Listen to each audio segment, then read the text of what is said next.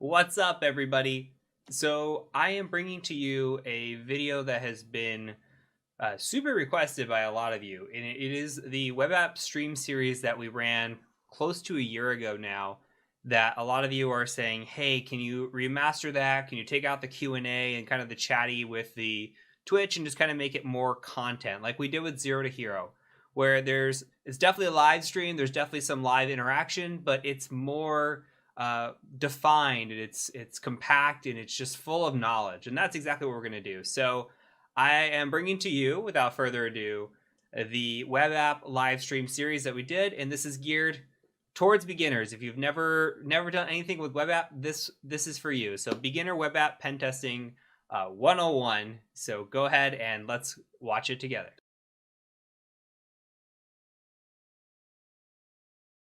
Welcome to week one. Quick, who am I? I am a husband first, hacker, military veteran, gamer, sports fan, animal dad.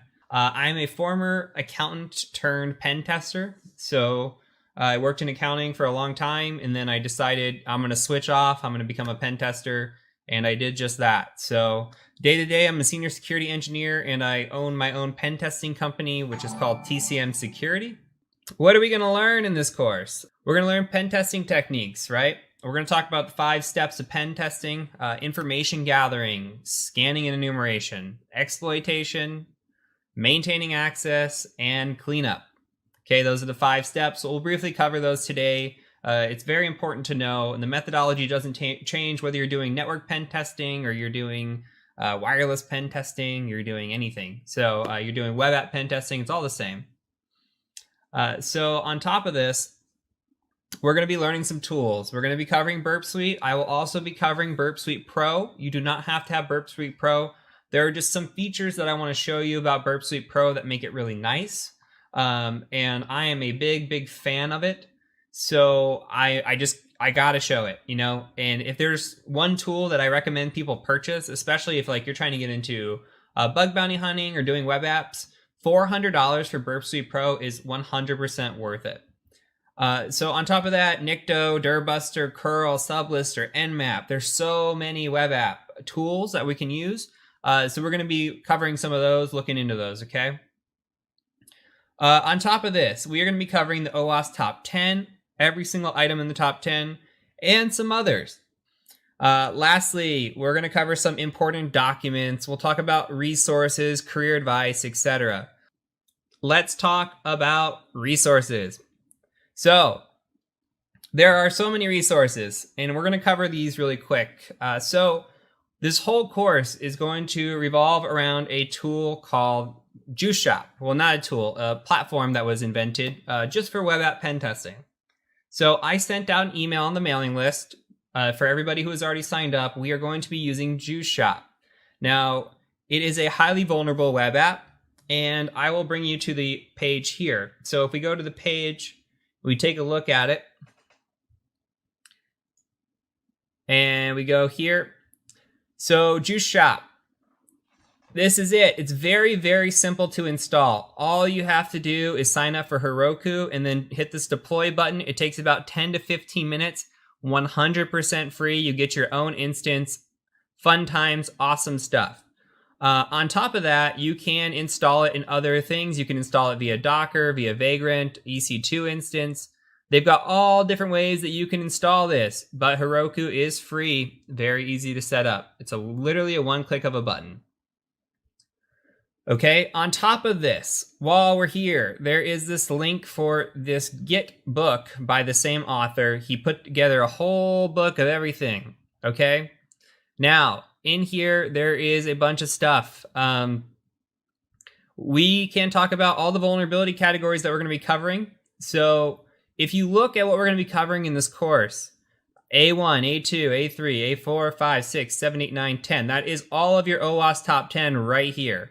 So we will be covering every single one of the OWASP top 10. We'll also be covering some additional material here. Okay? So, very fun stuff. Now, there is a challenge board for this. And what we'll do is we'll have a scoreboard, and I don't know if I have a picture of the scoreboard yet, but when we get to the scoreboard, we'll talk about it. But basically, what is out there is there are a bunch of different challenges, and here they are. So how we're going to run this course is we're going to do it step by step, right? We're going to start with the trivial challenges. So my original thought for this course was like, hey, you know what? I'm going to take injection or cross-site scripting, and I'm going to show you all the cross-site scripting vulnerabilities and just cover that in 1 week. What the issue with that is we could start at tier 0 and tier 1, and then we get to get up to the difficult ones, and it's going to lose people. So what I think is I'm going to do is we're going to do trivial challenges 1 week, then easy challenges, then medium, and then we'll just keep going on. You see the list gets longer and longer and longer. So as we start getting into these later weeks, and you see the new tiers up here for cross-site scripting, it's just going to get harder and harder. So we're going to start out really simple. We'll cover the concepts. Every time I introduce something new like cross-site scripting, I'll have information about what it is, why it's vulnerable. We'll even talk some defenses with it as well. So I will teach you guys what I know through a really good web app. And what this is going to do is hopefully when we're done, it's going to make you confident in your abilities to do pen testing with web apps. This isn't really bug bounty hunting. There are bug bounty hunting is web apps, right? It really is. The methodologies in web app pen testing and bug bounty hunting are slightly different, but not very different. Okay, so you learn a lot of this. You can take this knowledge and go do bug bounty hunting. And I have provided links here to very popular programs, which we'll talk about. Before we do this, there is also this OWASP test guide that I want to share with you guys. So every time I do a pen test, this is how we do an OWASP test guide. So if we come down here and I show you these links, now there is a PDF and there's a GitHub, okay, in those links that I sent out. Now, this GitHub shows a checklist. I'm going to bring this checklist over. I use this on every single web app assessment that I do. This is version 4. They just released version 5. So we come through here and you could see like it starts with information gathering, configuration, and deployment. And here's where it can get a little overwhelming when we're talking about doing web app pen tests. Look at all the stuff that we have to do. This is one assessment, okay? One assessment is 124 lines, and that is very, very detailed that we have to go through. So this is fantastic. And the nice thing about this checklist is the PDF that comes with it. So if we look at the PDF, it lines up perfectly. We scroll through, there's a bunch of stuff in here. I don't know where it starts, like page 25 or so. Here's the framework. Where are we? Okay, so page 25, 20, here we are.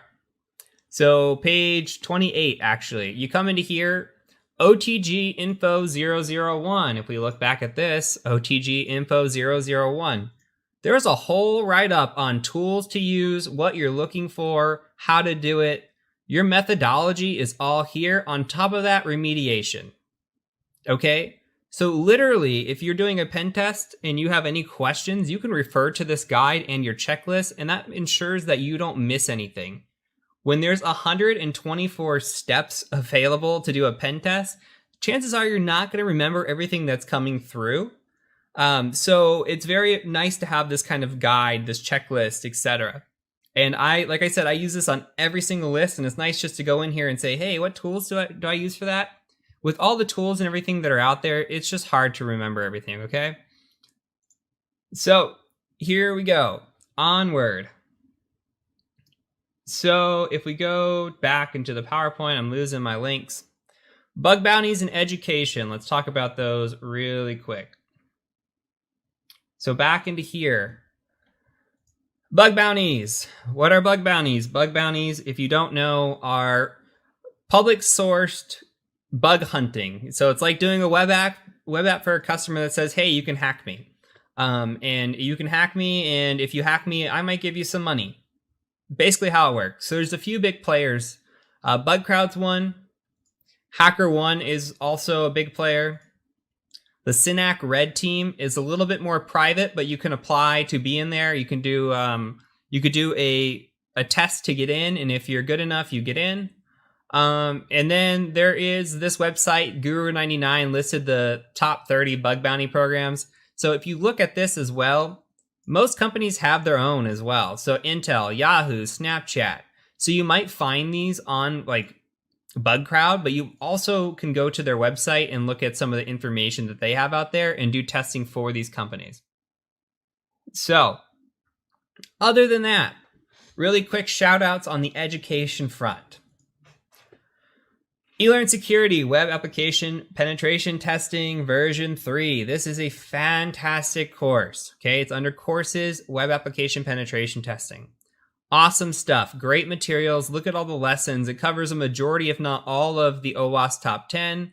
I took this course. I am a high advocate of it. So I love it. It's great. I don't know the pricing. The pricing right now is anywhere from $1,000 to $1,400, but you're realistically looking at $1,200 to $1,400. If that is too expensive for you, there are alternatives. Portswigger, who makes Burp Suite, has come out with a web security academy. If you go to portswigger.net/web-security, look at the topics that they're coming out with on the side, and they're introducing new stuff all the time. So SQL injection, cross-site scripting, cross-site request forgery, external XML external entities, SSRF, right? So all this stuff here, nice. Really nice stuff. Free lessons. BugCrowd is also coming out with their own free stuff as well. So all the major platforms are starting to come out with this free training. And if you come through here, if you have money and you have an employer that's willing to pay, the GWAP isn't a bad certification either. It really looks good on a resume. I don't know if it'll get you fully web app pen testing after doing it, but it's a decent start. But these run about $6,000, so that's really expensive. On the other hand, if you do like a work study and this is something you're interested in, then you can do a week's worth of work with them and they'll let you buy the course and the certification exam for like $1,500. So that's an alternative as well. Last but not least, a classic, okay? The Web Application Hacker's Handbook. This is really old. It's from 2012, I believe. And people will say it's dated. It's dated, yes, but at the same time, it is relevant. Even though it's 7 years old or whatever, it's still relevant. Web app penetration testing concepts don't change that much. Many of the flaws that were there a long time ago still exist, and some of the methodology still exists. This book is still very relevant. Okay? So that is not an all-inclusive list. Okay? That's not all-inclusive at all, but it's a good start. And this is just a good start resources list to get into web application, bug bounties. I think bug bounty hunting is good for practice. I also think that if you're curious about an exploit, say like XXE, what I would do is Google XXE bug bounty write-up and just look at all the write-ups and the methodology and the tricks that people use when they were doing bug bounty hunting.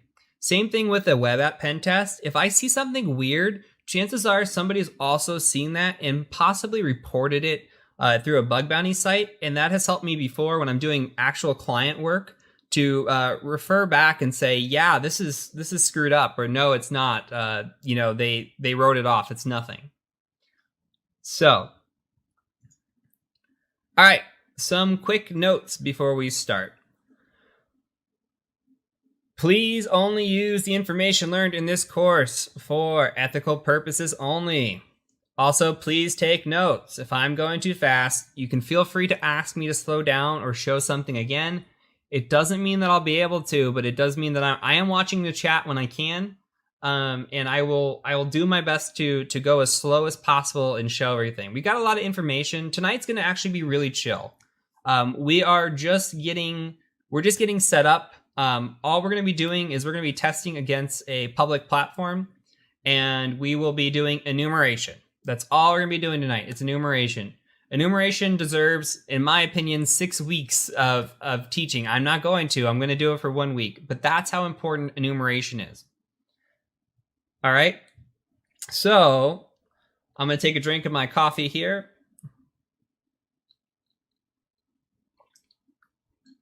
Let's talk about the important steps here, okay? The 5 steps of hacking. So this is important, and I mentioned this before. So we've got 5 steps of hacking. We've got reconnaissance. Okay, reconnaissance is like information gathering, and there's 2 types of reconnaissance. There is what is considered active reconnaissance and passive reconnaissance. Now, typically stage 1 of reconnaissance is passive. Passive means that we don't actually go out to a client site and touch it or scan it or do anything with it. Okay, we're gathering information from Google or public information that's already out there that we never have to physically scan a website. The second that we go into active reconnaissance, we start moving into scanning and enumeration. So we gather information with reconnaissance. What are we looking for? We're looking for possible subdomains, any kind of interesting files that might be out on the web. We want to do a who is and make sure that the client we're testing is actually the client that we're testing, because sometimes they give you the wrong IP address or wrong information. Happens all the time. On top of that, we might want to look through breach credential dumps, right? And see if we find any information there for passwords or anything like that. So very interesting stuff. We'll cover a lot of that here in just a little bit. So on top of reconnaissance, the next step is scanning and enumeration. We will cover some scanning and enumeration tonight as well. So scanning, when we're talking web apps, we're talking using like Burp Suite's Active Scanner, which is part of the Pro plan. We're talking about using Nmap. We're talking about using tools like Nikto.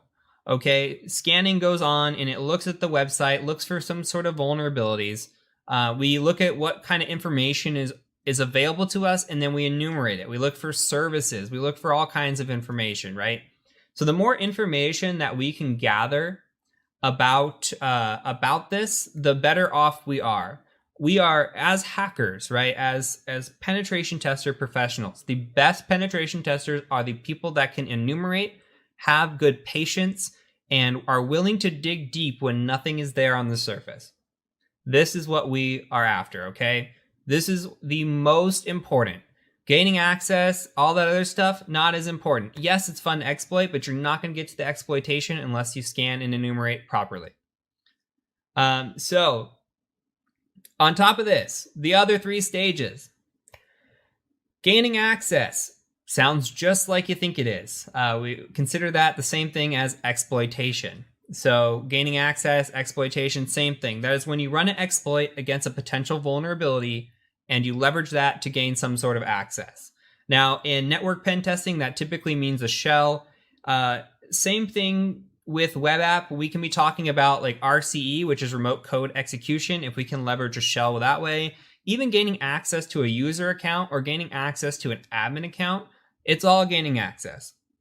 Okay, the other 2 steps are maintaining access. How can we maintain that access? How do we, if we're doing a network pen test, how do we stay on that computer if they turn it off, or if they take it off the network to go home because it's a laptop?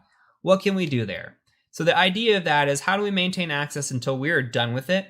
And then when we are done with it, we are going to do covering our tracks, right? That's deleting log files, making sure that nobody else knows that we're there. In this course, we are covering reconnaissance, scanning enumeration, and gaining access. That is it. For web app pen testing, that's all we're going to need in this course, and everything is going to be done through Juice Shop. All right, so let's look at the next slide here. So let's talk about reconnaissance, and we're almost done with PowerPoints, I promise. So with passive recon, we need to do target validation, right? Like I said, we need to know the who is, the NS lookup, DNS recon. We really just want to know for sure that the target we are attacking is in scope. It's the one the client gave us. There is a great podcast out there called Darknet Diaries. And if you've ever heard of Mubix, cool dude, right? He had a situation where he pen tested the wrong company that was almost identical to the other company he should have been pen testing. Great episode as well. So it's very, very important to listen to or make sure that you're validating your targets. So that's what the who is for. When we're talking bug bounties, we don't need to really do that because the information's on the web. They posted it. That is what they're saying. So just make sure that you're following the directive that they give you. On top of that, finding subdomains. So you can do some Google Foo to find subdomains. You can use a tool called Dig. Nmap can find subdomains. Sublister is my go-to. This is my favorite. There's a tool out there called Bluto, which has kind of been iffy for me lately. And srt.sh is pretty good as well, etc. We'll talk about why we're after subdomains, but importantly, what it is say you have google.com. Okay, and then you're looking for interesting subdomains because maybe we don't want to stop at google.com. What if there's a dev.google.com or test.google.com? Maybe there's something that they put out there that was just for a dev environment or an admin environment or something that they were trying to not have publicly available. They left kind of vulnerable. And we can find that and maybe leverage those attacks. So somebody asked if Nmap is active scanning. Yes, Nmap is active scanning. Nmap, in terms of this situation, is active. This is correct. Google Foo is not. Dig is not. Sublister is not. Cert.sh is not. Okay? Nmap is. So good call on that. Fingerprinting. So this is where we start to kind of get into the active-ish area. Nmap could do fingerprinting. A tool called Wappalizer is very nice and could do fingerprinting. WhatWeb does fingerprinting as well. Built With is a website that we can use to do fingerprinting, and Netcat can actually be used to do fingerprinting as well. So some of these are active, some of these are passive. Wappalizer, Nmap are active. WhatWeb is active. Built With is passive, and Netcat is active. So Built With would be the passive here. Lastly, data breaches. Have I been pwned or similar list? This is one of the best areas, especially if you're doing network pen testing, but it still holds true for web apps as well. Looking through breach data lists and looking at some cool tools that are out there to utilize the passwords and information that have been given or have been dumped in breaches, like say the LinkedIn breach. This kind of information can be used later in attacks. There is a great website that I discovered actually a couple of weeks ago that I'll share with you guys. Before this, I had written my own tool. At this point, I think I'm just going to use the website from now on. Like my tool it's okay for what I need, but the website's so much more comprehensive when it comes to real pen testing. So I'll cover both of those as well. Okay, so let's get into some hands-on stuff. So we have a task here. Our task is going to be, we have been asked to gather information about the company iRobot.com. Let's take a look at some useful information gathering tools and see what we can come up with. That's the end. Now we're going to say, why iRobot? Well, if you go to bugcrowd.com/iRobot, that is why.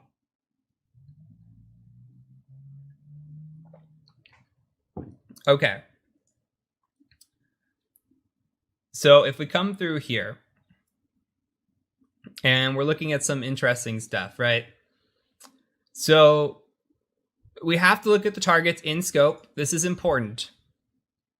Okay, so we've got store.iRobot, www.iRobot. They've got some iTunes for the iOS and the Android Google Play Store, so their web app as well. And you can test your own iRobot. Okay. Out of scope is only homesupport.irobot.com and irobot.in. So we cannot pen test against these. Do not try it. And we'll talk about that here in a little bit. So from here, there are a few things we need to do. But if we look at this, there is no wildcard here, like a wildcard or an asterisk.irobot.com that would be out of scope. So that means that, okay, we have store.iRobot, etc., www, but maybe there's a dev.iRobot, right? So there's a bunch of tools that we can look at and gather information here. So let's take a look and just look at some of these tools. First things first, I'm going to open this up. Now, the first tool I want to show you is going to be Sublister, and then we'll take this a little further. So if you Google Sublister, and it's already in my search history, but you Google it like this, Sublister, with the 3 as an E, you're going to see that we have this GitHub here. Go ahead and click on the GitHub. Let's bring up the screen for a second, see how we're doing. Okay, the YouTube is so many people, I have to bring it over. There you guys go. Awesome. So, don't know why it's not working for me.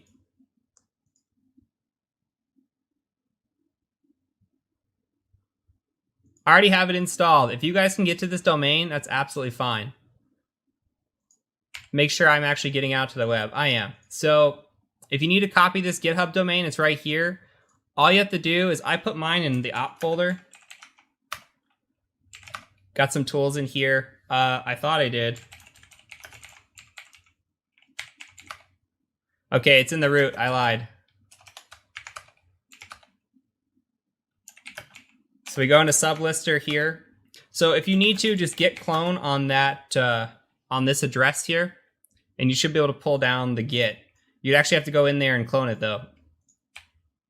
So from Sublister, if we say ls, we've got the sublister.py, and you say python sublister.py, and then all we have to do is say -d for the domain we want to target.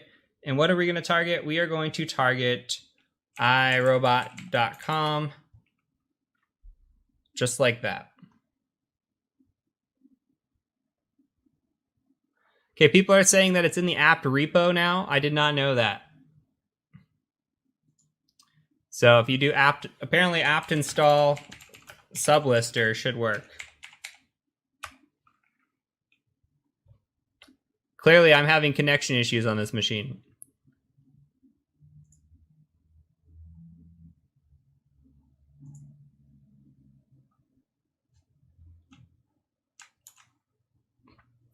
So let's go ahead and let me switch over to this machine here. Make sure I can actually reach out. I think I know the issue. We'll just use my main pen test machine. So we could do apt install Sublister again. There we go. That's actually working.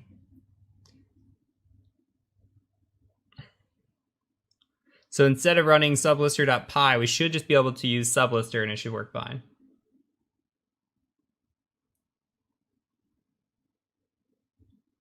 Okay, so the reason I'm having this issue, in case you guys are curious, is one machine is NATed.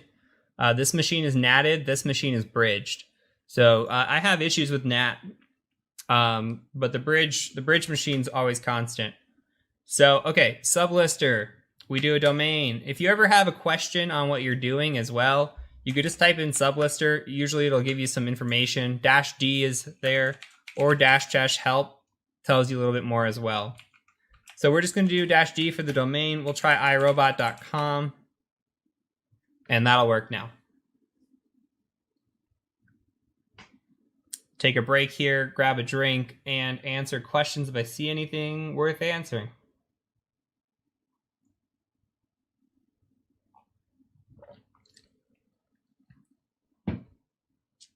Okay, and this just takes a second, and this is one way to do it.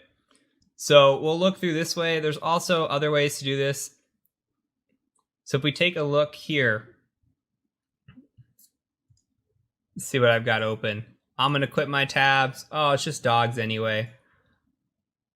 I was using this for my, I was trying to find a dog to do an upload. Okay, so if we go to cert.sh,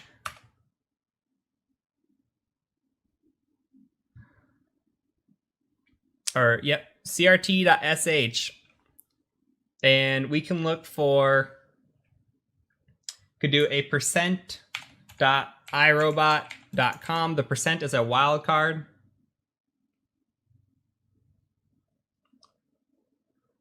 And we do search. Nothing came up because I typed in iRobot incorrectly. iRobot. There you go. You do not have to provide API keys for Sublister. It's fantastic. Okay, so you see a lot of overwhelming information that comes through here. This is great. Look at all these. robopro.irobot.com, educate, education, edu, robopro, trp-vpn.irobot.com. That's interesting. Active Directory, Federation Services, testenvironment.irobot.com, vpn.irobot.com, Autodiscover, Legacy, Webmail. These are all very interesting subdomains. Meraki, MyJira. So not only are we pulling off information here about what type of subdomains they have, we're finding information about their internal network a little bit, right? Look, they've got Active Directory running. Okay, they've got Autodiscover, which tells me they've got some kind of exchange environment. You come down and you see that they've got a Meraki in their network. They're using Jira. My Citrix test, okay, they're using Citrix. So they're using Slack, look, slack.irobot.com. Single sign-on down here. So we find a lot of information. Zoom, AWS, GitHub. So this is just getting juicier and juicier, right? We're not going to attack any of these, by the way, so don't get your hopes up. But just know that they're interesting. Now, this is going to take a little bit. So we're looking here, and we could start navigating to some of these. Before we do that, let me go ahead and let me actually move this. Let me blank my screen for a second. I just don't want to show any kind of confidential information before I close out on my Burp Suite. I'm going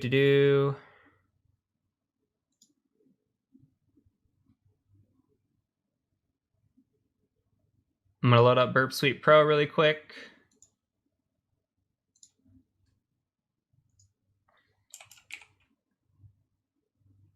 And also pull some information down. Close, temporary project. All right, I've loaded Burp Suite. Let's give that a second.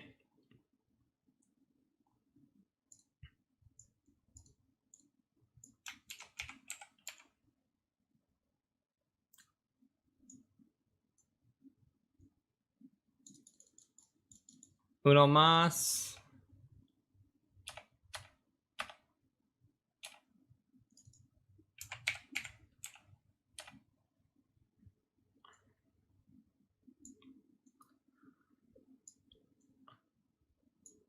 Looking for one note, guys, one note.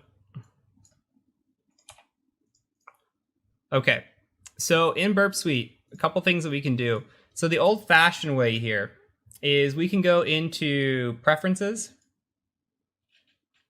and you can come down to, actually just scroll down in your Preferences in Firefox, and you go to Settings, and you can configure your proxy manually. You can use the settings here. I'll give you guys a second to actually write it down if you're interested. What we're looking for is the 127.0.0.1, and also we're looking for the 8080 on the port by default. So we're after both of those things.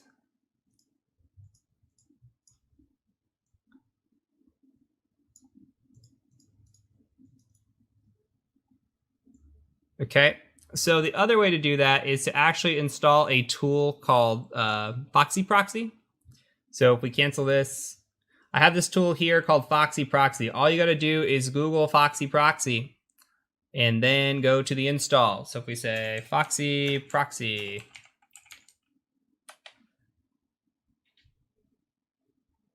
and I'm already in my burp, so it's picking that up. Let me turn that intercept off. You go to Foxy Proxy, you can add on the standard here.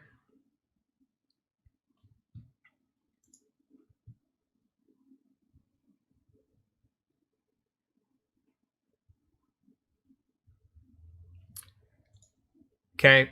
And yes, you can follow along with most of what I'm about to do with Burp Suite community. So don't feel obligated to have to be a part of what I'm doing with Pro. But anyway, you can go ahead and just hit the install that would be here. Otherwise, we should be good to go. So what we can do is, if you saw in the initial request here, we did get our intercept. We can intercept one more time. And you can see now that if we come over here, there's an intercepted page. So what we're doing is we're intercepting a request. Now, if you're not familiar with GET requests or POST requests or different types of HTTP methods, I do encourage you to look those up because they are super important. Otherwise, we should be okay here. We'll get into method testing at some point in this course, I'm sure.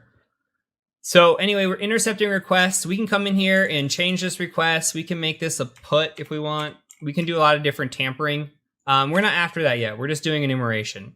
And really what we want is we want to go out to the iRobot.com site. And this is a little bit of passive versus active, right? So this is a little bit of active enumeration now. We come out to iRobot.com. If you look in the targets, a lot of stuff is coming up. Look at all these websites that interact with iRobot. We've got a bunch of them here. I just saw Facebook pop up, so they've got a bunch, and it's just going to keep coming through. So we can actually go through and we can just do the iRobot and add this to scope. So I will show you guys that. If we just right click and add to scope, and then we'll say yes. And what we can do is we can just show only the in-scope items. And look what happens. It takes the rest of it away. Okay. And then, so what else we can do is we can do something a little bit better than this. What if we go to the scope and we use advanced control instead? And we say add. We'll do any on this protocol, host or IP range, port, file. So on the host range, what if we did some regex? What if our regex looked like this? And I'll give you guys a second to copy it.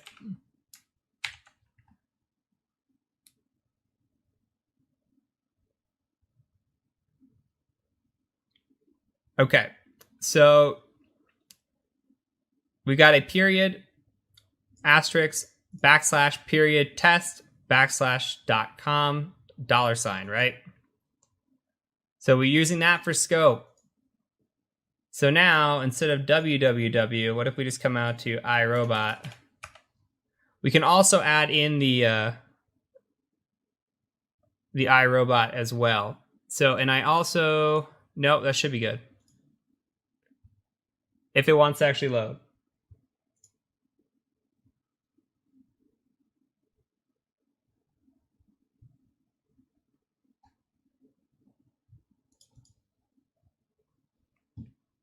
You guys said you're annoyed by the alerts. I'll turn the alerts off.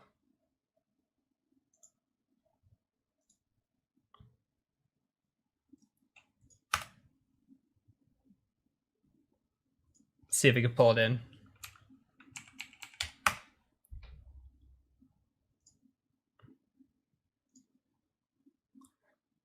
And I use test.com, which is why nothing's showing up because I'm an idiot. So it's going to look like this. iRobot. Okay. Period. Wildcard. I can actually paste this into chat. This might actually be helpful. I'm losing my mind tonight. I'm on very, very little sleep. There you go. Let's try that. Okay, look. Why are we changing the scope? Because if we didn't change the scope, only thing here would be iRobot.com. www.irobot.com, okay? Because we have changed the scope, we now can start seeing other things like store.irobot.com. Okay? So now we get all the items in scope. Now we do know that we want one of them not in scope, right? And what was that we don't want in scope? If we come back to, let's go to Bug Crowd, and we'll go to iRobot.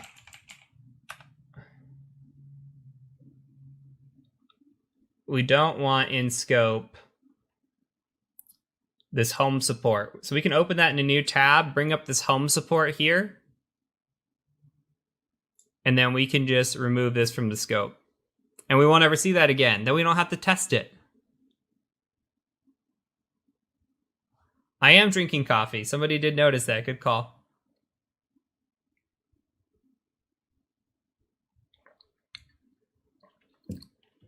So let's check on our sublister. Okay, sublisters come back now. If we look at sublister, look at all the stuff. Oh man, they've got Jenkins. We know Jenkins. JetBrains. A lot of stuff here. It's iced coffee. Why wouldn't it be in a glass?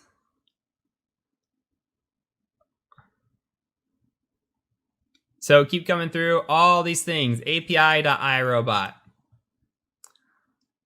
So we can do like ADFS or maybe SSO or whatever else was there. Paste and go. See if that works. If that doesn't work, we could do, what was it, SSO.iRobot.com, something along those lines.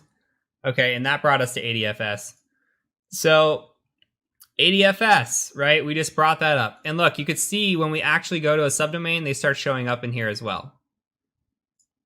So we can sign into this site. They've got all the other lists of sites that they have available for us to sign into as well. Proofpoint, Oracle Cloud, Qtest, RallyDev, Ring Central. So if you look at all these, they've got WebEx, Workday, Workfront. So yeah, and some people are asking the different colors here, right? So if we've actually accessed the site or been on it or Burp has touched it, it'll be black. If it is gray, it means we haven't navigated to it, but it knows about it through another website that we've encountered. So at this point, we've been to a couple, right? And the store automatically populated here. So anyway, what are some things that we can do? And what's nice about Burp as well is if you come through here, you could see that it starts like lighting up with these little orange here. So it says, hey, strict transport security is missing. And this is just a header misconfiguration. So it's saying HSTS is missing. If you read about it, you can read about the strict transport security protocol down here and what it should be set to if you read the advisory, blah, blah, blah, right? So it gives you some information on this. And we didn't even do any scanning. This is just basically touching the website. Same thing with this cross-site scripting filter misconfiguration. They probably just don't have their cross-site scripting header in there. They're finding some cookies without flag set. Probably not the login cookies because we haven't logged in. So these are really nothing we're going to be worried about at the moment. Clickjacking is off too. So it looks like they really don't care about their headers. We can also do a proof of concept on that. We can go to a website called headers.io or headers.com. I think it might be security headers. If this is a porn site, I'm so sorry. Securityheaders.io, I believe. Okay, and then we can go iRobot.com.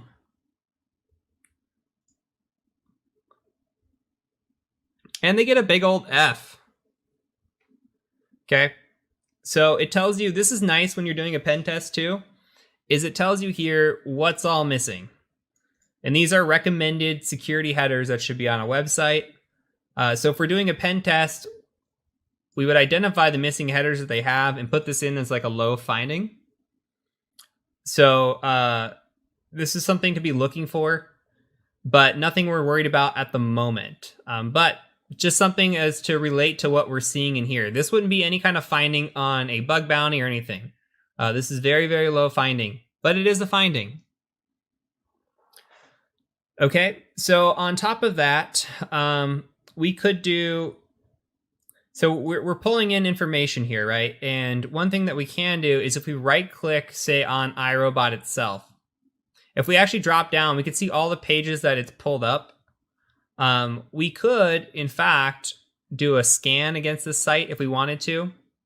And now we could crawl and audit, or we could just crawl. Now, crawl used to be what was called spidering. In spidering, I like spidering better than this crawl feature for whatever reason. I don't like this. Audit means that it's going to actively start trying to attempt exploitation against the website. And it does a vulnerability scan as well. We don't really want to do that at this point. We could just crawl it and see if it finds anything of interest. If you come over to the dashboard here, you can see that it's starting to crawl. It does take some time. You'll start to see them going from gray to black. They're lighting up here. That's what we're looking for too. It's crawling all these websites that it knows about. It's finding things like the robots.txt, and we can look at the robots.txt and see what's in there. So it looks like they're hiding images / home support and HRD right rail for whatever reason. If you're not familiar with what robots.txt is, this is telling a search engine or a spidering like Google, for example. When Google spiders a website, it comes to iRobot like we're doing. And when it says robots.txt, it says, hey, don't include this in your search engine, please. So, and you see new stuff coming in. So we come through, and this is going kind of okay speed. We can click on the settings tab here.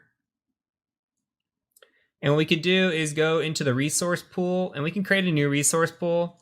Now you got to be careful with this, but I like to set it at 100 and just see. If it starts airing out, I'll pause it and I'll set it slower. But if you have the resources available, it's better because look, it's starting to go a lot faster than what it was doing.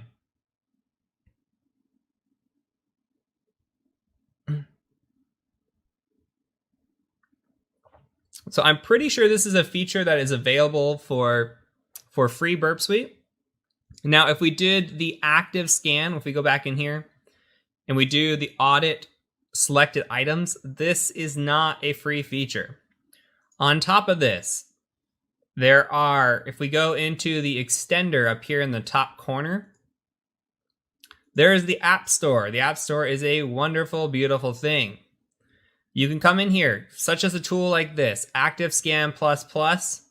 Okay, ActiveScan++ is an additional to the ActiveScan that we can run. That's the vulnerability scanner. It looks for more stuff. Retire.js. This looks for vulnerable JavaScript libraries, right? So you want to look through some of these and add these in if you can. Additional scanner checks, etc. You know, this is nice to have these extended tools. You do not have that option with Burp Suite regular. You have to have Burp Suite Pro. So, and as it's looking, it's still identifying stuff. But again, we're not doing any active scanning. So unless it finds something crazy, you're probably only going to see header information in here as to what it's seeing and what's possible. Okay. So this is all fun, useful information. There are a lot of other tools that we could use to help identify a website. Like, let's go back to iRobot. And if you see this tool I have right here, this is called Wappalizer, Wappallyzer. All you have to do is Google Wappalizer and install it to your Firefox instance. One of the must-have tools. If you look here, it tells us a lot of information of what's going on this site. It's got the CMS information of Sitecore. It's got widgets. It's telling us, hey, this is running on a Windows server, and we're running on IIS 10.0. So this is a little bit of information disclosure. My guess is if we looked at a response header from the website, that IIS, yeah, look right here. See this server IIS 10.0? It's telling us right here what the server is. It's IIS 10.0. You should not disclose your information in your headers like this. This would be a low finding on a pen test. So I'm hidden by overlay. I'm so sorry, guys. Let me take my ugly mug off. So again, here's the Wappalizer. So IIS 10.0 Windows Server here. You can see Google Analytics. But back to what I'm saying is this server response, all we did was make a GET request. We said, hey, I want your web page. iRobot.com. And in the response said, hey, here's all my information, gave us some cookies, right? Come through, and it's got the whole HTML and everything else that's in here. Now we can render that web page if Burp's being friendly. Sometimes it is, sometimes it isn't. And doesn't look like this one's being friendly. I think there was an issue with the version I'm on. They've since patched it. I've been using it on Windows and it's been fine. But you can get the HTML as well. But if you just look at the raw response, right here in the header tells us what kind of server it is. On a pen test, I would ding this. On a bug bounty, they don't care. This is too low of a finding. But the issue here and what we're after is we're saying, okay, you're providing me information. And while Microsoft IIS 10.0 might not be vulnerable right now, it could be vulnerable later. And this is just a fingerprint, right? I'm fingerprinting this. But it also tells me you're running a Microsoft server, most likely behind the scenes, right? So when I'm doing my attacks, I'm not looking necessarily for PHP files. I'm looking for ASP files, ASPX, ASM, ASMX. When I'm doing my exploits or exploit attempts, I'm not doing /etc/ shadow or password. I'm looking for boot.ini. So this, just the little piece of information gives me clues on how I can narrow down my exploits when it gets later on in the show. So this is why, again, fingerprinting enumeration is important. But if we're doing enumeration on this, we're after a lot of stuff, right? We're going to Google IIS 10.0. And we're going to say, hey, is this vulnerable? Is IIS 10.0 vulnerable, Google? And Google will say yes or no, and here's why. Sitecore, is this Sitecore vulnerable? Same thing, we can come through here. jQuery 3.3.1 _.js. This is kind of why we have these active scanners as well. And look, we're running on Azure here. It's picking up platform as a service as Azure, so this is sitting in the cloud. Chances are, very, very highly likely, if we got a reverse shell on this machine, we're not going to be in their environment, would be my guess. This is probably in a DMZ, but even better, it's out in the cloud, right? So, but we can see ASP.NET Framework, it's all coming together. There's JavaScript as well. So a lot of information to be had just from this. Another great website similar to this is BuiltWith. So we can just say something like builtwith.com. And we could do the same thing, iRobot.com. And you can see all the stuff that is running. This is all fingerprint information, right? They've got the widgets here, all the different widgets they use, e-commerce functionality, the frameworks they're using. Okay, so there's a lot of information to be had here. So if we're doing a pen test on a site like this, we want to gather that information and keep it in our back pocket. This is all very important stuff to have in our back pocket.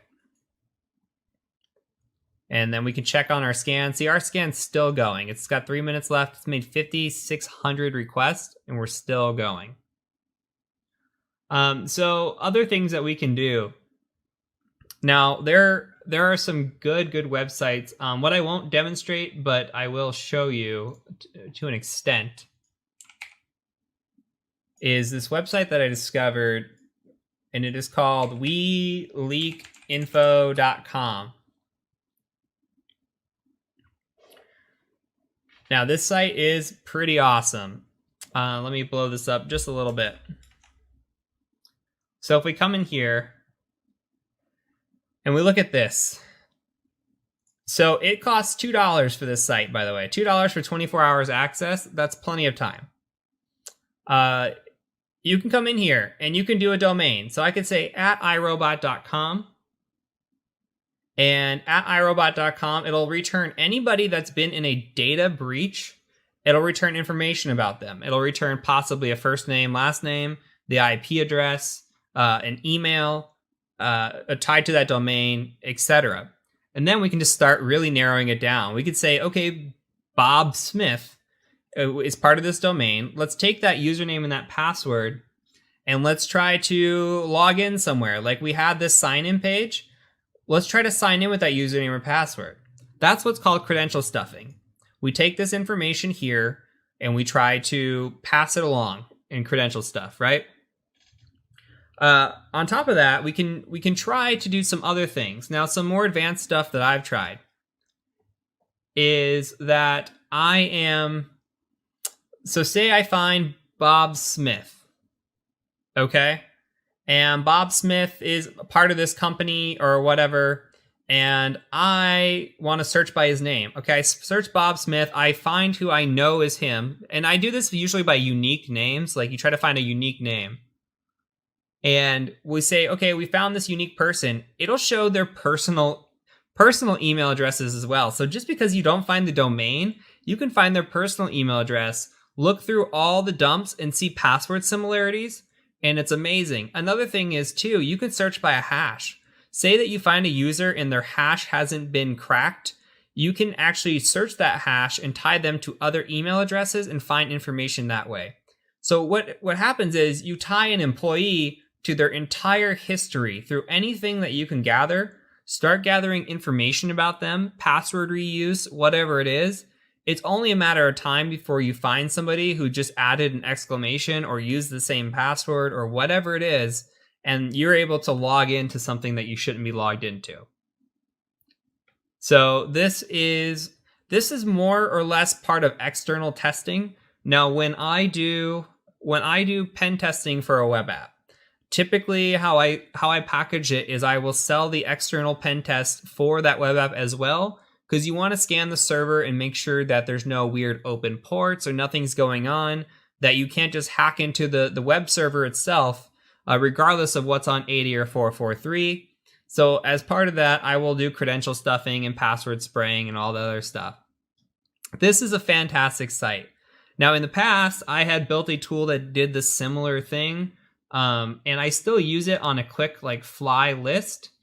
And I'll click on it real quick just to show you. But this breach parse tool did the same thing. It just came through. There's a 44 gigabyte download that you have to download. And it parses that list and you say, hey, at irobot.com, what's in here? And then you pull down all the users and passwords. And that's really what we're after. So you can find a lot of information, similarities, password reuse, usual suspects, etc. So very, very good stuff here as well. Whew. Okay, I need a drink. 1 second.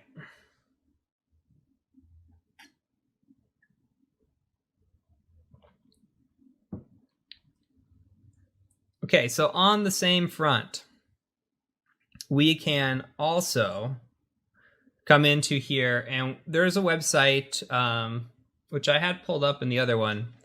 It's called hunter.io. Let me see if this is back to working. If we go to hunter.io here, and you sign up for an account, you get like 20 searches or something a month. And I could see if I can pull up another one here. I just don't want to have to log in and everything.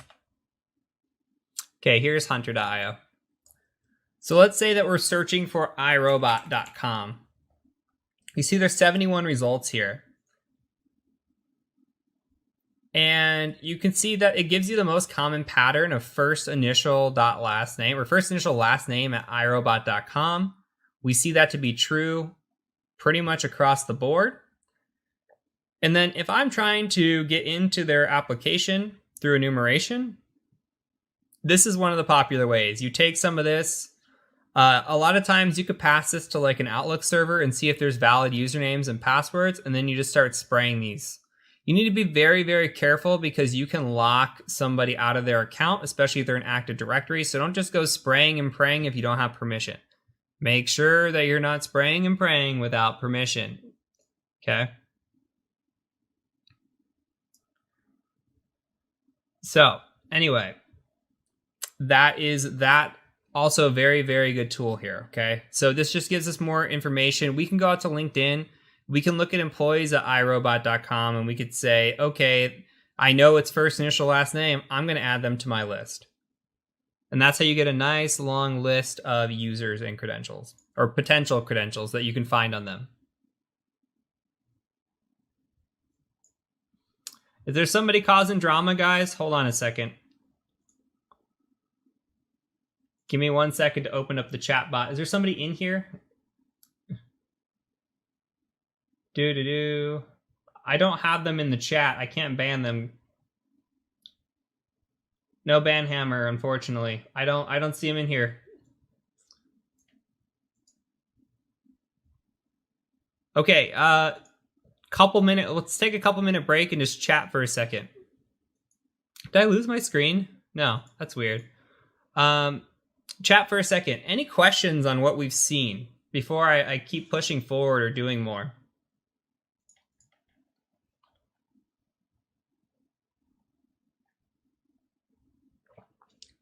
I just want to make sure everybody's up to speed.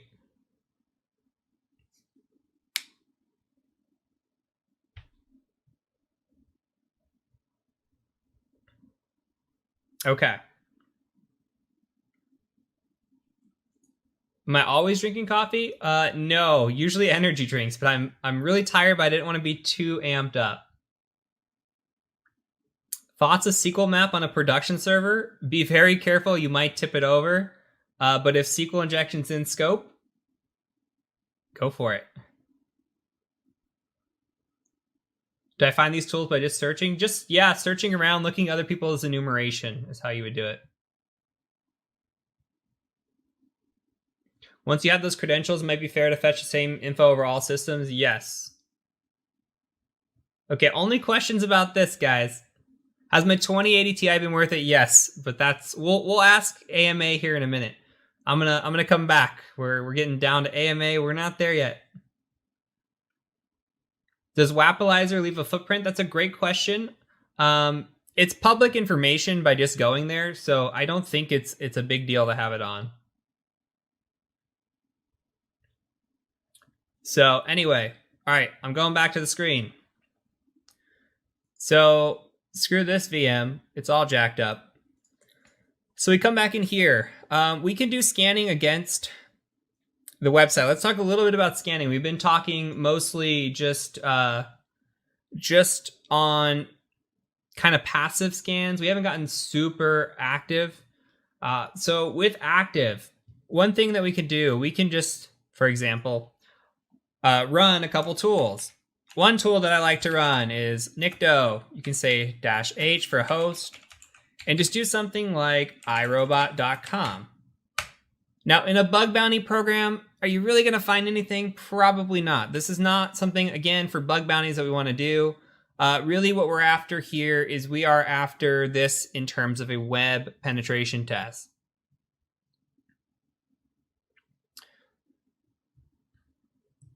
And let's see if it actually comes back with any information. It should be almost instant. Let me copy this and try putting the www in front of this one. There we go. Boom. I screwed up. Okay, what's nice about this? Well, Nikto is a vulnerability scanner. Okay? Nikto will come through. It'll tell us some information. It'll say, hey, here's your target IP. I'll show you why this is nice here in a minute. It's got the SSL cert info. Sometimes we find things like wildcard certifications and just no-nos in here. Again, just findings on pen tests, but still information that's useful. It's also going to tell us header information. Look, that same header information here. Anti-clickjacking is missing. Anti-XSS is missing, right? And the server header change to Akamai Ghost, I don't know how to say that, which suggests a web application firewall. Ooh, we're up against a WAF. So we'd let this run in a real world situation. We'd see if it pulls back anything. It's just doing some light vulnerability scanning. It's going to see if any of the frameworks or anything running behind the scenes is potentially vulnerable to what we're scanning against. Nikto doesn't find a lot of useful information if you're talking bug bounty programs.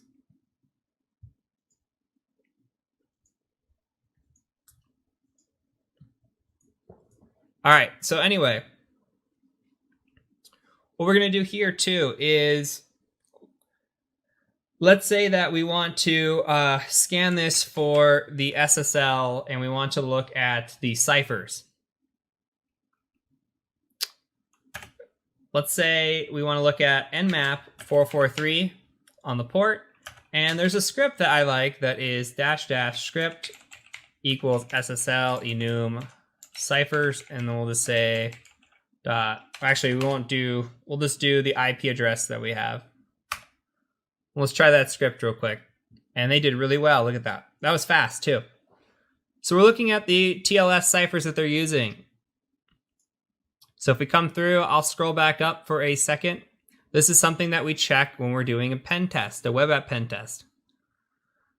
Okay, so I pulled with Nikto, I pulled the IP address. We came back and I ran this SSL enum cipher script against the IP address we pulled with Nikto up here.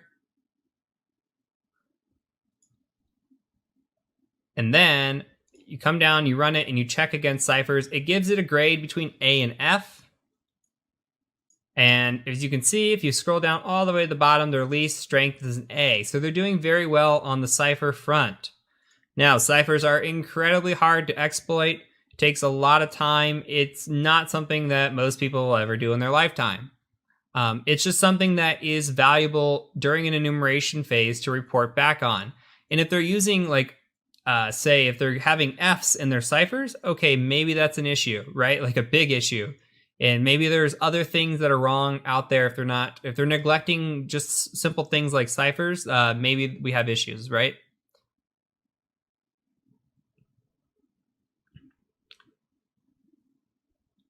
Okay, so other things that we can do. We can nmap the server to get fingerprints, right? We just nmap the ciphers, but we could say nmap 80443, and we could do -A T4, something like this.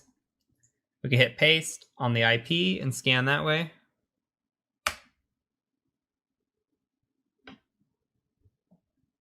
And this will take a little bit of time because we're running the -A to scan against this. But this just allows us to gather some more information. As you tell, we have gone into more of an active scanning phase here. So anyway, on top of this is going to take a while. If we're talking Nikto scanning, Nikto takes forever. Okay, nmap's done already. So you see some information here on the SSL certs. It's pulling down alternatives as well. That's cool. You can see the service version has changed here. Invalid URL that we're pulling down. So it might be load balancing. I'm not sure what's going on here. It's changing it. So we actually didn't really pull down a lot of information. We got the SSL cert. Nothing too much else here besides like our DNS, right? Or not our DNS, sorry, our trace route.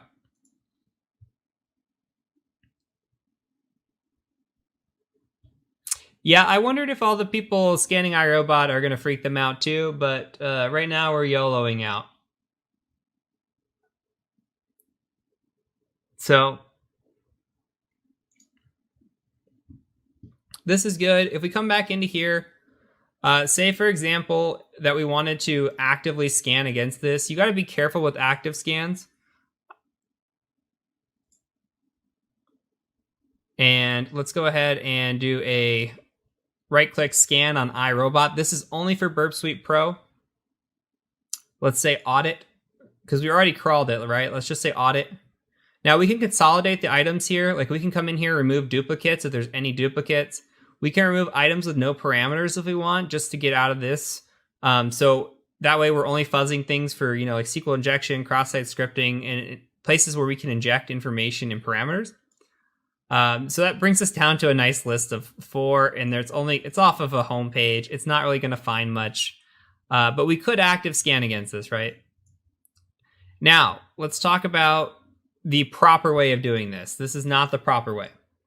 If we're going to do active scanning, what we should do is we should go to the website, and when we're at the website, we need to click around. We need to go to, accessories and anything. Now that takes us to store.iRobot, but we really want to self-spider the site. Uh-oh. I think I got banned from iRobot. Perfect. So anyway, you want to, yes, mapping. You want to manually map the website. So anyway, what we do is why we do that is we gather through here, and we want to gather as much information because our spider is going to miss some information. Spider finds a lot of things that maybe we don't find, but at the same time, we have to be the counterpart and help out here.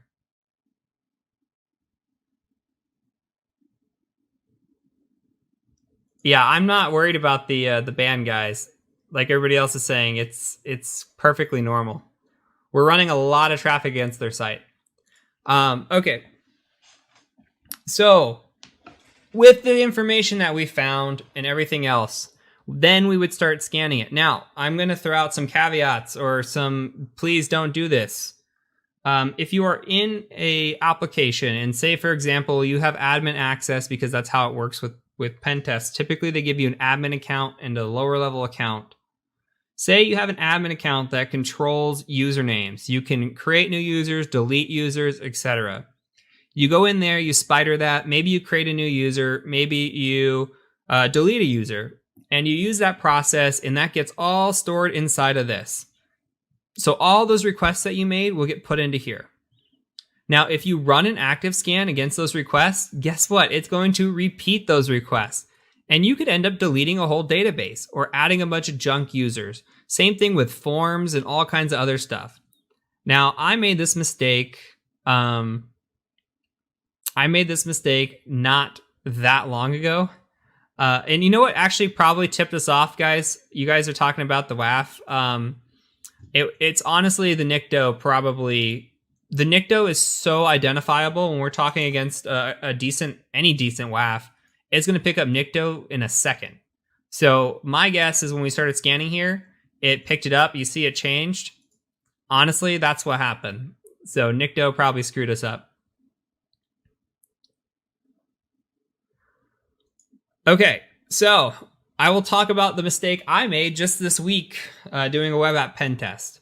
So I'm working on a client web app pen test, and they have multi-factor authentication, right? So I logged in, provided my username and password. I did my multi-factor. Now the multi-factor, it goes to my cell phone. Well, I'm the idiot who did a active scan on the unauthenticated side there, just on the login page, and it had my credentials stored. So guess what? I got like 100 and something text messages at one time because Burp Suite was going through and generating login. And yeah, so tons and tons of text messages. So don't be like me. Be very careful when you run an active scan. And you guys are talking about being quiet, right? Everybody's talking about being quiet, and I'll speak on that as well. And this is my belief. As a pen tester, I am loud, and I'm intentionally loud. I want to know if you are going to see me in the network or you're going to see me scanning your website. Anything I throw at you, I want to know. If you catch me, awesome. You've caught me. I'll tone down the scanning. We'll make it slower. We'll make it quieter. But if you don't catch me, that's something I have to report on my report. And that will help us tune the SIM or tune your WAF or tune whatever it is to make it better, right? So I really am. Everybody says be quiet, be quiet. You have to be loud. In my opinion, you have to be loud. People can disagree with that if they want, but how is the blue team going to get better if you're going in pro stealth mode right away when they can't catch somebody that is a beginning scanner, like a script kiddie, right? So, does Burp Suite actually throw in such dangerous queries? It's not the dangerous queries that Burp Suite is doing. It's mimicking what you've already done. So if you went in and deleted a test user that you created, Burp Suite's going to already know that you deleted that user. And what if a user is just a user ID 1 and then it tries user ID 2 or something like that? And then it just gets, it just starts deleting people. You don't want that. And look, at least on mine, it lit up red that it found a vulnerable version of the jQuery UI 1.11.2. My guess is with jQuery, it's probably some sort of cross-site scripting. I'm not going to dig into it. We're not going to get into any kind of exploitation against the public bug bounty on stream. But this is what lights up red. And we're not even scanning against this. It just picked this up passively. Well, kind of actively, right? But it just picked it up without doing an active scan. It is from the retire.js extension, exactly. And there is no time in the pen test engagement to stay quiet, exactly as well. Okay, this one request finished already on the scan pretty quick. I don't think it pulled in. Well, we only did 5 pages, right? So you're not going to find a lot. We're unauthenticated. We didn't really crawl the website. We're doing bad enumeration. Let's see if we're unbanned. Nope, we're still banned. It's okay. So really here, we're closing in on an hour and a half, and I'm feeling comfortable. Like, all this is, what we're doing and what I'm showing you is just different paths and ways to get enumeration on a website, right? I think Burp Suite Pro is by far the most useful tool that you can have in your pen testing toolkit, by far. I have gotten bug bounties just because of Burp Suite Pro finding something that I didn't catch. So this will not catch everything. It maybe catches 30% of what's there. You are responsible for the other 70%, and you're going to see this as we go further. My goal for us in this course, my goal as homework for this course is, let's go out to the website. Let's see if I remember my website. Let me pull up my juice shop here. And if I can find my juice shop.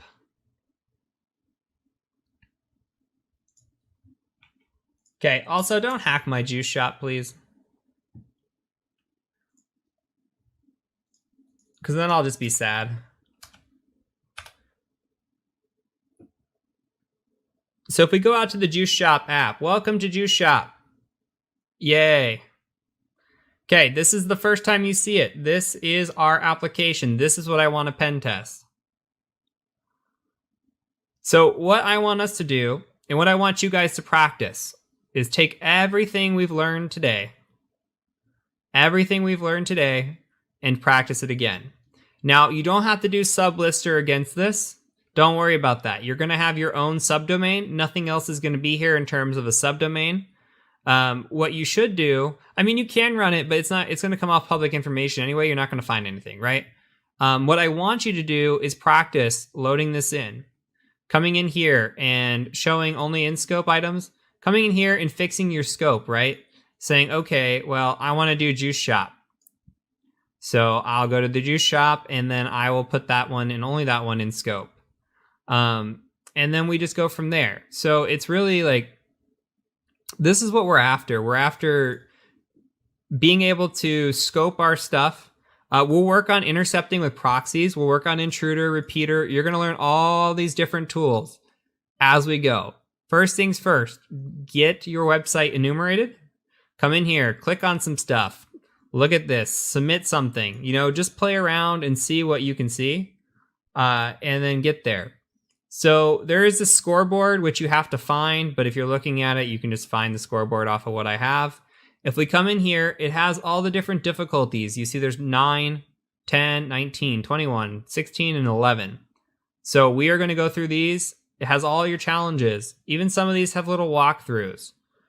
So this DOM-based XXS has a walkthrough. It's really nice. This is a very, very nice platform. So that's the homework. I think I'm capping it here. The point I wanted to hammer down is the importance of enumeration, some basic concepts on how to set up your burp and how to use burp, how to do a little bit of scanning with burp, a little bit of enumeration. Sublisting is super important when you're doing a pen test. Tools like Nikto, tools like Nmap, all of those are super important. There's also public resources out there like BuiltWith. There's Wapalizer. There's a bunch of stuff. The WeLeak info, right? Like all the things that we covered tonight. I encourage you to go back and rewatch this and just see all the steps that you can do and enumerate what you have here. Now, next week, what we're going to do is we're going to go into these difficulties, like I said, step by step. I'll hold your hand. We'll explain why everything is the way it is. So we're going to be covering cross-site scripting, obviously, here. And we'll go through these challenges and talk about them and why they're important. So I'm going to go ahead and call it there.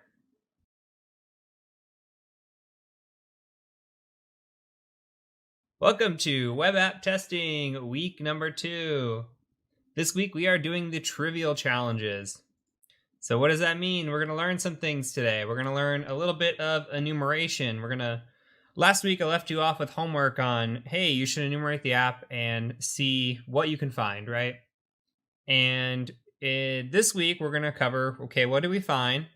And I'm also going to show you what Burp Suite Pro looked like. And I did an active scan with Burp Suite Pro. We'll take a look at what that looked like and what the status of that was. On top of that, we'll look at some inspection and talk about why inspecting elements are important. We'll look at cross-site scripting today. We're going to do reflected and DOM base. Stored is to come later. And then lastly, we're going to talk about code manipulation and UI bypassing. How can we alter code into our favor? You guys are complaining about death by PowerPoint. It was 2 slides. 2 slides, you dicks. Anyway, we've got 3 things here. If you are lost at any point tonight when we're talking about, 2 right now.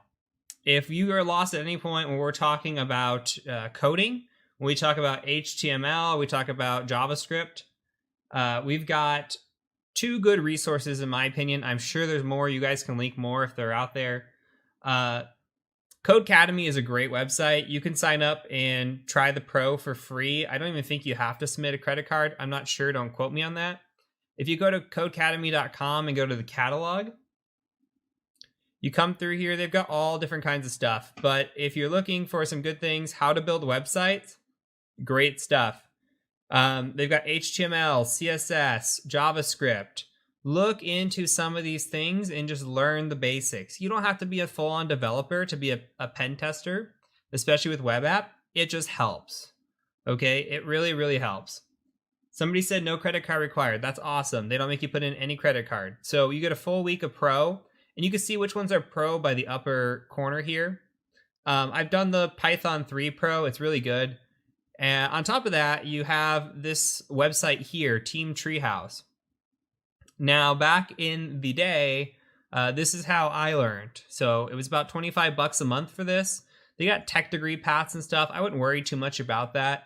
You can just do your courses based on, how you want to do them. But they've got front-end web development here, which is exactly what we're looking at, HTML, CSS, and JavaScript. So $25 a month, really, really not that bad if you can swing it. If not, start out with Codecademy and just start learning there. Pick up a cheap book. This hasn't changed much. Just look for an HTML5 book or a CSS book or a combination. Look for a JavaScript. The library has great books on this stuff. So Team Treehouse is fantastic when it comes to learning. I like it better than Codecademy, but Codecademy is free. So just my opinion on that front. Okay, so let me open up my handy dandy notebook and we're going to cover everything today. So my challenge to you was to come into your Juice Shop app and you should have enumerated it, right? And we'll cover the enumeration process here in a second. One thing that I wanted to point out is I have 2 Burp Suite instances open. Now this Burp Suite here is my Pro Edition. And what did I do with my Pro Edition? From the external side here, unauthenticated, I ran a crawl. So remember last week we crawled, right? We just did a right click, scan, and then we crawled. I also ran an active scan. Not only did I run an active scan, but I ran the active scan with a bunch of extender features added in. You can see all the check marks here of what I ran. And if we look at what came back, it found okay, some stuff, but really it didn't find a whole lot. And as you're going to see tonight, it should have found a lot more. So the reason I'm showing you this is because it's important to not rely on your scanner, right? So you don't rely on your scanner because it's going to miss things. Yes, it will pick things up and it will help. Like we picked up possibly Python code execution. We don't know if these are false positives yet. Picked up SQL injection and says, "Hey, this is SQLite." That is accurate, and this is one of the few accurate things that it found. Cross origin, it found cores. Okay, so with what you're going to see today, just on the unauthenticated side, know that it's missing stuff. Okay, so I'm getting complaints. Can you guys see? Can you see the screen? Everything's Gucci gang. I just want to make sure, because one of you saying you can't, but I would guess that more of you would be saying it. So, okay. I've confirmed people can see it.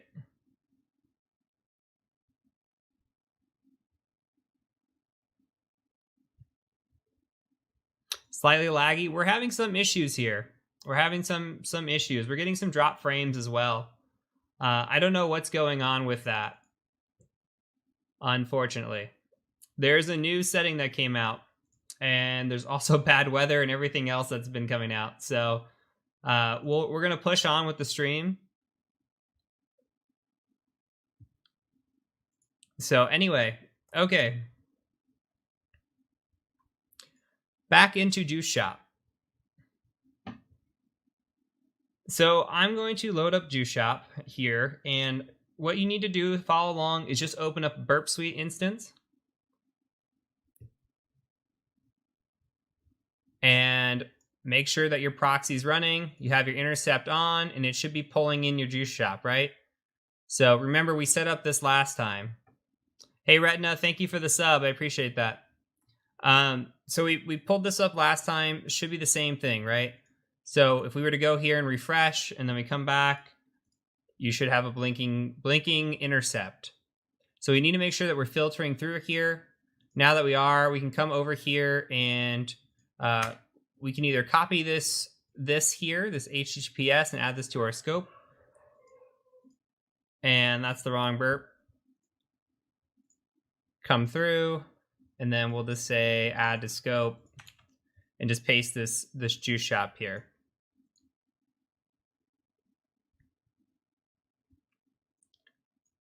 All right, and now it's coming through. And I think the issue that I'm having, guys, is that the weather is causing a lot of issues right now. So this is being a little bit delayed on my side as well, guys. I can't do anything about the weather, unfortunately. Hey, thanks, SA1569. I appreciate it.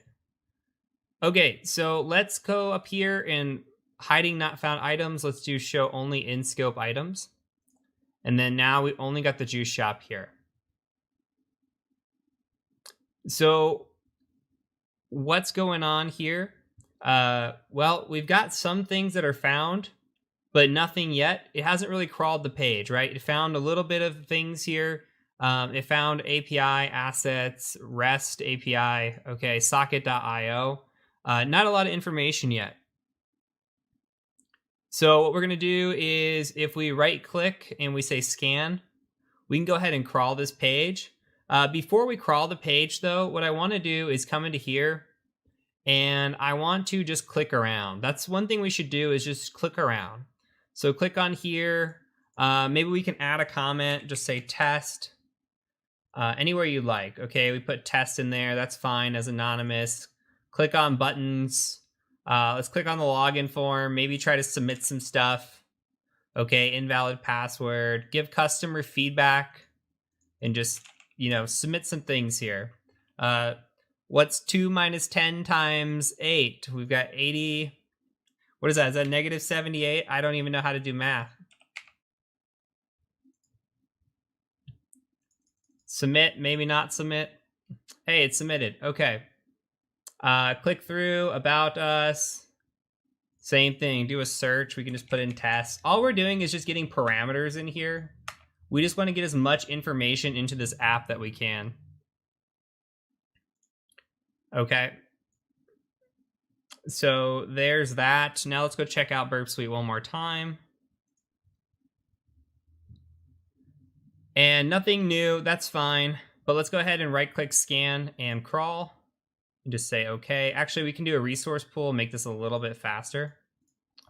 I'll do 100 threads, say okay. This should finish really fast. You can see new things are coming in, and it's going to start automatically solving challenges for us because some of our challenges were just navigating to pages. That's absolutely okay. We'll talk about the challenges still and go through it. So yeah, somebody, J Delta, noted that it found FTP. It absolutely found FTP. We'll talk about that here in a second as well. So your scan should be finished pretty quick. If we come through here, we see a few interesting files just looking at it, right? Again, we still haven't scanned for anything, so we won't have a lot of issues with the web app itself. We can see that, okay, there's a cookie that's coming through and it's not being set with a secure flag. We'll talk about why the secure flag is important later, and go from there. Same thing, we've got this HSTS. This is just a header issue here, so nothing too big of a deal. One of the most interesting files that we can look at first is this robots.txt.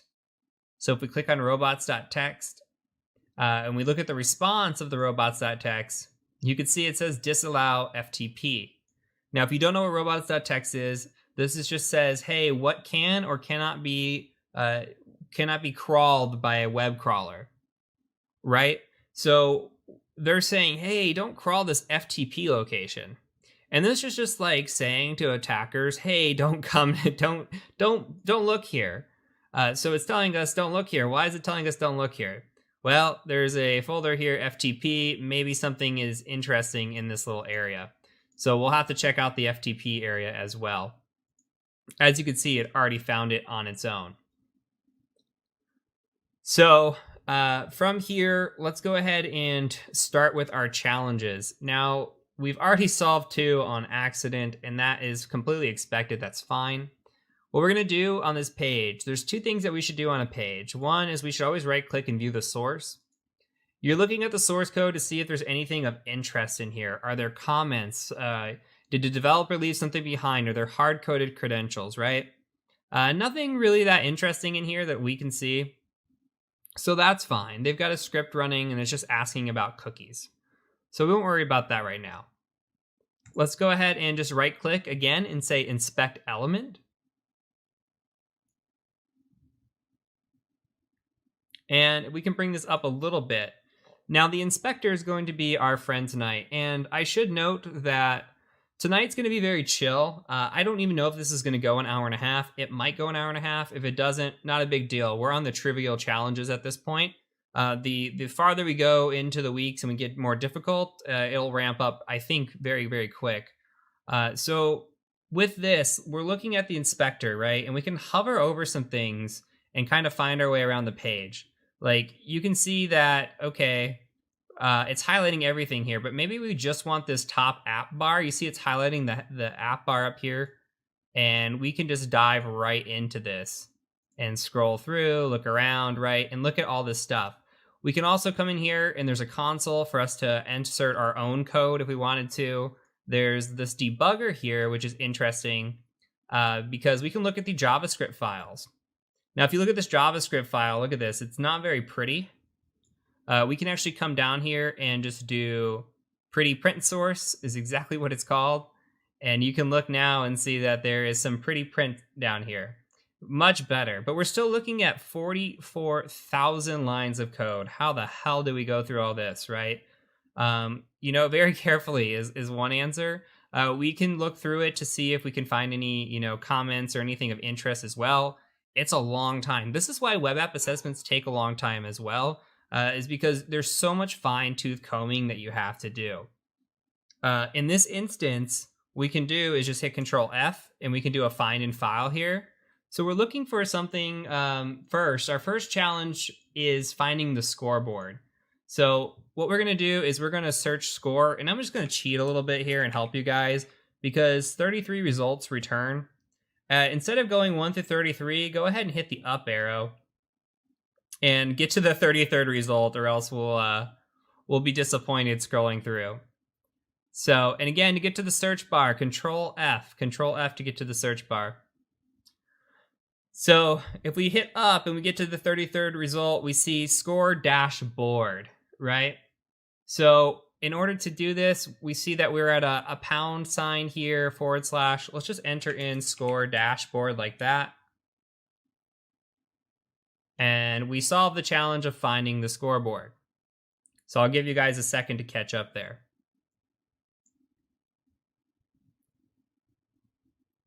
So I'm going to go ahead and open up as well Juice Shop in a new tab. That way we have the scoreboard and we can reference it. So I'm not going to go in order. I put these together when I was prepping the lesson plan in a logical sense. So we'll cover these in a logical way, at least the way I think is logical. So we found the scoreboard. Great. We've already found the confidential document, but let's go ahead and just prove concept on that. So we found the FTP location. We can search for the FTP and come into there and see. And if you see, here's FTP. They've got a bunch of stuff in here. Suspicious errors, YAML file. They've got a bunch of different things. There's a quarantine. If you see juicy malware windows. So we don't need to dive into this yet. But if you click on the acquisitions here and you access that acquisitions, that is how you would gather the second flag that we're looking for. So this is just the point of doing this challenge and the next couple challenges are enumeration. This is all about enumeration. This is all about what can I find, what's not just on the surface, what is not just readily available and discoverable by Burp Suite, right? Burp Suite didn't discover this scoreboard by any means. This is all human interaction. And this is why until, our scanners get significantly better, we are still much, much needed, and we cannot rely on Burp Suite to tell us everything. Web app testing is 90% manual testing. So going on from there is a challenge in here that is talking about redirects. So it's asking us about redirect for cryptocurrency. So what we can do is we can right click and we can go ahead and view the source or inspect the element again. And let's go back into this debugger here and do a Control F. So we're looking for a redirect. So again, let's just search for this redirect. All this is trying to teach us to do, again, is just to kind of search around for things. So if I'm searching for a redirect, we can look through this code and just kind of tab down. I think it's the fourth one down. And it said cryptocurrency, a redirect for cryptocurrency. If you look here, this is Bitcoin data, and this is a redirect page. So we could literally just copy this and then go ahead and just paste it over here.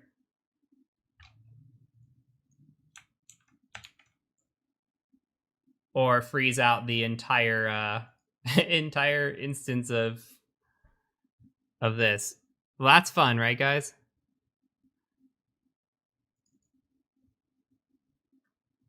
Let me kill Firefox. Maybe we found a new bug. Oh, no, it worked. Oh, I see what I did. Holy shit, it copied the whole console. Yeah, let's kill Firefox. That's bad news bears, guys.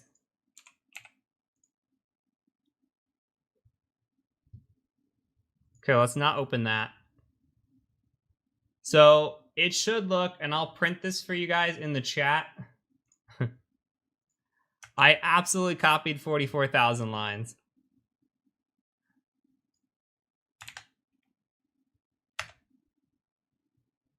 Okay, that's the redirect. And I didn't paste it in both chats. Sorry, guys. There you go. I'll paste it in both chats. So you can see that if you follow that link, it will redirect. That's mine. You're going to have to replace your Juice Shop up in the top with whatever your Heroku app is. Okay, so again, this stuff is just all about searching, right? That's all it's teaching you to do here is searching. These are very trivial, they're kind of boring. We're going to get into the fun stuff here in just a second. So we solved that one. We'll talk about the air handling here in a little bit. So let's go ahead and talk about the repetitive registration. So here it says follow the drive principle while registering a user. So if you don't know what the drive